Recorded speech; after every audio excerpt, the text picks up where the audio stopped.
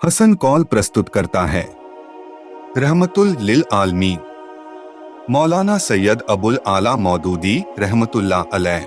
पाठ सेकंड। बिस्मिल्लाहिर्रहमानिर्रहीम। अल्लाह के नाम से जो बड़ा ही मेहरबान और निहायत रहम वाला है।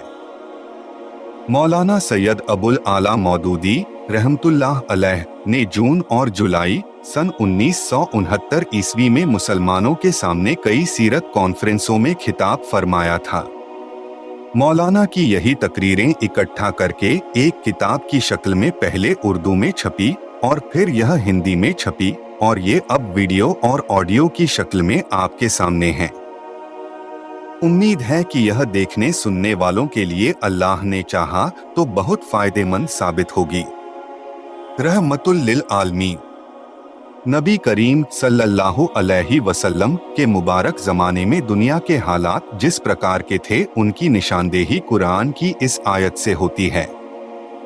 खुश्की और तरी में फसाद फैल गया लोगों के अपने करतूतों की वजह से। कुरान 30:41।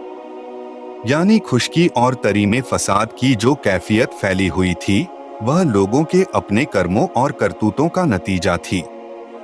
उस जमाने की दो बड़ी ताकतें फारस और रोम जैसी कि आजकल रूस और अमेरिका हैं, आपस में दस्तोगिरेबां थीं और उस जमाने की पूरी मुहज्जब सभ्य दुनिया में बदअमनी, बेचैनी और फसाद की कैफियत पैदा हो चुकी थी। इस लपेट में खुद अरब भी आ चुका था और उसकी हालत ऐसी थी गोया वह तबाही के किनारे पर पहुंच चुका था। कुरान में इसी हालत का इशारा इन शब्दों में है, और तुम आग के गड्ढे के किनारे पर खड़े थे। कुरान 3:103। नबी सल्लल्लाहु अलैहि वसल्लम की पैदाइश के वक्त दुनिया का नक्शा।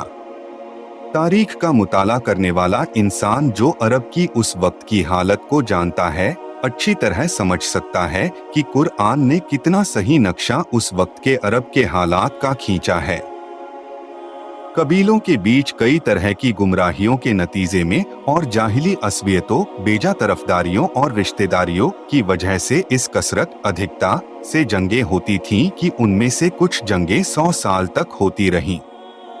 इस हालत से अंदाजा लगाया जा सकता है कि अरब कितना तबाह व बर्बाद हुआ होगा।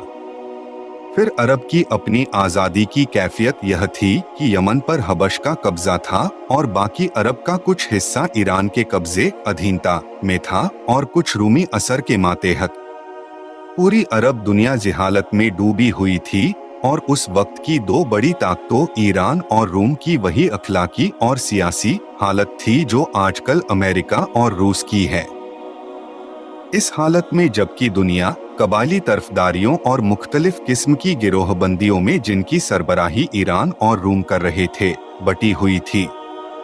नबी सल्लल्लाहु अलैहि वसल्लम खुदा की तरफ से भेजे गए। वे दुनिया के लीडरों की तरह किसी कबीले का झंडा लेकर नहीं उठे थे, किसी कौमी नारे पर लोगों को इकट्ठा नहीं किया, कोई इक्तिसादी माशी दौलत से संबंधित नारा बुलंद नहीं किया। इन तमाम चीजों में से किसी की तरफ नबी सल्लल्लाहु अलैहि वसल्लम ने दावत नहीं दी।